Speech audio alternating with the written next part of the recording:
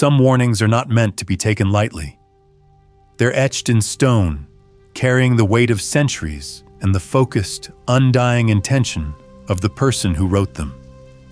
In the heart of England, inside a quiet, hallowed church in Stratford-upon-Avon, lies one of the most famous of these warnings. It guards the final resting place of the world's greatest playwright, William Shakespeare. But this isn't just a story about a spooky epitaph. This is the story of what happens when a warning like that is ignored. For over a century, a sensational tale of a brazen midnight crime was dismissed as lurid fiction, a Victorian ghost story. But as the centuries turned, modern technology uncovered a chilling possibility. The story might have been true. Someone, driven by greed or a thirst for fame, may have dared to violate Shakespeare's grave. And in doing so, they may have disturbed a peace that was meant to be eternal, leaving a permanent scar on a place where the past refuses to die. "My good friend, for Jesus' sake forbear to dig the dust enclosed here. Blessed be the man that spares these stones, and cursed be he that moves my bones." For over 400 years, this verse has stood guard over the grave of William Shakespeare. It's a direct, intensely personal plea that promises not just bad luck, but damnation from beyond the grave. But what if, at some point in those 4 centuries, someone decided to call his bluff? For more than 100 years, the story of a midnight grave robbery was considered just that, a story. A piece of Gothic fiction published in a Victorian magazine to thrill its readers. But in 2016, on the 400th anniversary of Shakespeare's death, a team of scientists were granted rare permission to look beneath the stones without moving them. They aimed ground-penetrating radar at the floor of Holy Trinity Church, hoping to settle the legend once and for all. What they found was a disturbing anomaly, evidence that strongly suggested his skull was gone. To understand the power of the curse, you have to understand the world Shakespeare left behind. He died on April 23, 1616, and was buried 2 days later in the chancel of Holy Trinity Church. It was a place of deep personal significance. He was baptized there as an infant and worshipped there throughout his life. He clearly intended to remain in that sacred spot, undisturbed for eternity. The verse on his tomb, widely attributed to Shakespeare himself, wasn't just a dramatic flourish.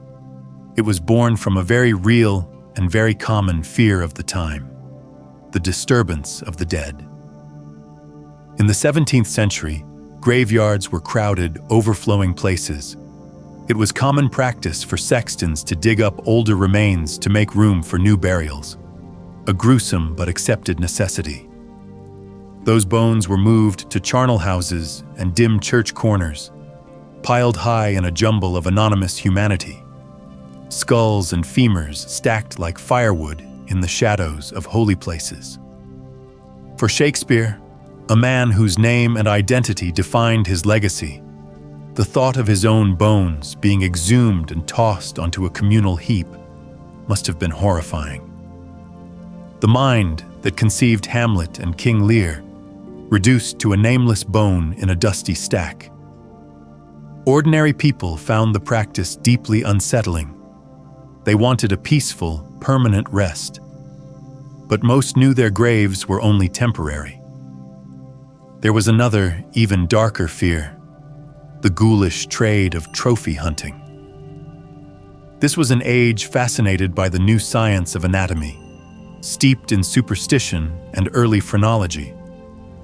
The skulls of famous men, artists, thinkers, and poets were prized by wealthy and eccentric collectors.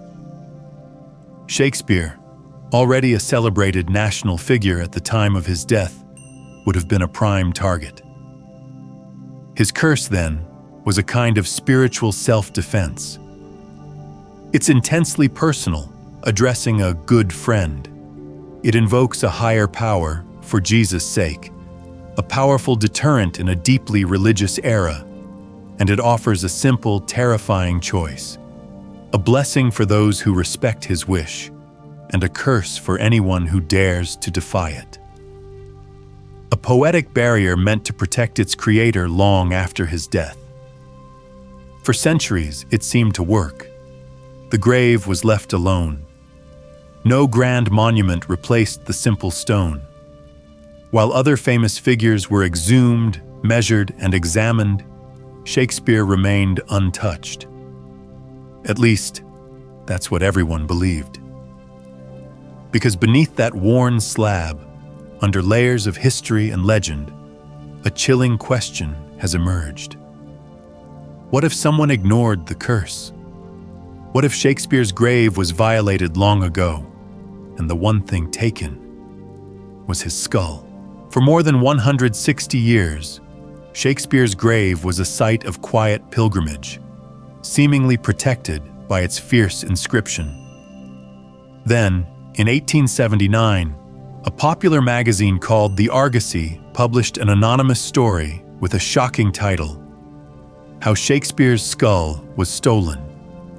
In a single article, the peaceful image of the grave was shattered by a tale of greed and desecration. The story was presented as a true account of events around 1794. It reads like Gothic horror. Its supposed villain is a local man, Dr. Frank Chambers. According to the tale, Chambers heard a rumor that the famous collector and socialite Horace Walpole had offered a fortune, 300 guineas, to anyone who could deliver him the skull of William Shakespeare. For a young, ambitious man, the old curse was just superstition. The promise of money and notoriety was far more tempting. On a dark, stormy night, Chambers and a handful of local accomplices allegedly broke into Holy Trinity Church. The Argosy describes in lurid detail how they crept through the shadows, located Shakespeare's grave, and began to pry up the heavy stone slab. The curse stared up at them from the floor, but their greed was stronger than their fear. The anonymous author notes two details that would become crucial more than a century later. The grave was surprisingly shallow, only a few feet deep, and the body lay in a simple shroud, not in a solid coffin. According to the story, after only a short time digging in the loose soil, Chambers' hands brushed against bone. He reached in, lifted out the skull, and that was it. The crime was complete. The curse had been broken. But the perfect crime quickly unraveled. Walpole, the story claims, refused to pay, whether out of fear of scandal, fear of the curse, or simple common sense. Chambers was left with a stolen skull and a growing sense of dread. The inscription he had once laughed off now hung over him like a sentence. The tale goes on. Racked with guilt, Chambers ordered an accomplice to return the skull to Shakespeare's grave. That should have been the end of it. But a later pamphlet added a darker twist. According to that version, the accomplice lied. Too terrified to disturb the grave a second time, he never reopened it. Instead, he claimed to have hidden the skull in the crypt of another church, St. Leonard's in the village of Beoley, about 15 miles away. Shakespeare's head, separated from his body, supposedly resting in a stranger's tomb. For decades, this entire narrative was confidently dismissed as fiction. It was too neat, too dramatic, too perfectly Gothic to be real. Scholars labeled it a Victorian fantasy, a spooky magazine story, nothing more. The idea that Shakespeare's grave had been so brazenly violated was treated as absurd, and so the tale of the stolen skull became a local legend, repeated for chills, never for truth. No one realized that if the anonymous author was telling the truth, even partly, the evidence of that night's crime was still there, waiting in the dark earth beneath the flagstones. The year is 2016, the 400th anniversary of Shakespeare's death. For 4 centuries, Holy Trinity Church had refused every request to excavate the grave, honoring both the inscription and the fear behind it. But this anniversary brought a rare opportunity. A team of archaeologists led by Kevin Coles of Staffordshire University proposed something radical. They would look inside the grave without touching a single stone. Their tool was ground-penetrating radar, or GPR. It fires electromagnetic pulses into the earth and reads the echoes, building a digital map of what lies below. An archaeological X-ray. The perfect way to peer into Shakespeare's tomb without physically breaking the curse. After long deliberation, the church agreed. For the first time in history, technology would probe the most famous grave in English literature. The team slowly swept their equipment over the row of Shakespeare family graves. The first results were surprising. There was no sign of a grand, shared family vault. Instead, the Shakespeares were buried in individual shallow graves. The radar found no trace of metal, no coffin nails, no handles. Strong evidence that they had been buried in simple shrouds, not heavy coffins. Already, science was quietly confirming details that had once lived only in a Victorian fiction. Then they focused on William's grave. That's when things turned unsettling. At the head of the grave, exactly where the skull should have been resting, the GPR image showed what Coles later called an odd disturbance. The data suggested something precise and deliberate, a section of ground that had been dug out and then backfilled. This wasn't natural settling. The disturbance was sharply localized to the head of the grave. The rest of the burial looked untouched. Point for point, the Argosy story began to rise from the dead. The tale said the grave was shallow. The radar confirmed it. It said there was no coffin, only a shroud. The radar saw no coffin. And most disturbingly, it claimed the skull had been taken from the head of the grave. And the radar showed a mysterious, man-made disturbance in that exact spot. When Coles announced his findings, he didn't dance around his conclusion. He said, "It's very, very convincing to me that his skull isn't at Holy Trinity at all." The technology couldn't provide absolute proof. No bones were removed, no DNA was tested, but the evidence was powerful. A grave that matched the Victorian account. A focused disturbance where only the skull should have been. A story once dismissed as a lurid magazine hoax suddenly looked less like myth and more like a confession recorded in plain sight. The legend of the stolen skull was no longer just a spooky tale told in Stratford pubs. It had become something much darker. A crime story, with science playing the role of the ghost that points to the guilty. What makes this story truly disturbing isn't just the idea that Shakespeare's skull might be missing. It's the feeling that someone read that curse and decided to test it anyway. For centuries, visitors have smiled at the inscription as if it were a clever joke.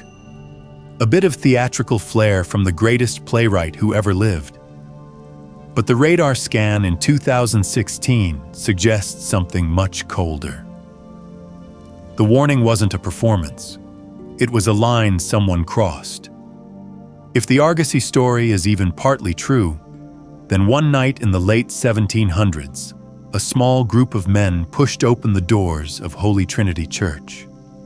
They read the curse carved into the floor. They saw the words threatening anyone who moved Shakespeare's bones with eternal damnation. And they dug anyway. Maybe they didn't believe in curses. Maybe greed was louder than fear. Maybe, like a lot of us, they thought stories about haunted graves and restless dead were just that. Stories. But look at what followed that one decision. A stolen skull no one could safely sell. A buyer who suddenly wanted nothing to do with it. An accomplice who was too terrified to put it back. And a grave that 4 centuries later still shows a scar at the exact spot where the warning was ignored. Science can't tell us if a curse was truly unleashed that night. It can only tell us this: the grave was disturbed. The head of the grave was singled out, and whoever did it left evidence that refuses to stay buried. This is where Shakespeare's story stops being just a literary mystery and joins a much older, much wider tradition. Across the world, in every culture, there are graves you are not meant to touch. Ancient tombs sealed with warnings in Egypt and China. Isolated burial mounds in Europe that locals refuse to disturb. Forgotten cemeteries in the Americas, said to bring sickness, madness, or disaster to anyone who builds over them. Different languages, different beliefs, same message. Do not move the bones. Do not break the seal. Do not test the curse. Shakespeare's grave is just one chapter in a much bigger story. A story of what happens when the living decide they are entitled to the dead. Here, the curse was written in English verse instead of symbols or sigils, but the outcome feels eerily familiar. A warning, a violation, and a lingering sense that something is still wrong. So whether you believe in curses or not, ask yourself, if a 400-year-old inscription, a Victorian myth, and cutting-edge science all point to the same dark possibility, how many other cursed graves around the world are hiding similar scars? Because this is only the beginning. Welcome to Cursed Graves on Horror Across Borders, where we follow the trail of warnings carved into stone, whispered in legends, and proven piece by the evidence the dead leave behind. If you want to see more real stories like this, of graves that were never meant to be disturbed, hit subscribe and join me as we cross borders into the world's most cursed resting places. Tell me in the comments, what grave, tomb, or burial legend should we investigate next? An Egyptian curse? A samurai burial? A forgotten cemetery in your own town? You suggest the grave. We'll see what happens when someone moves the bones.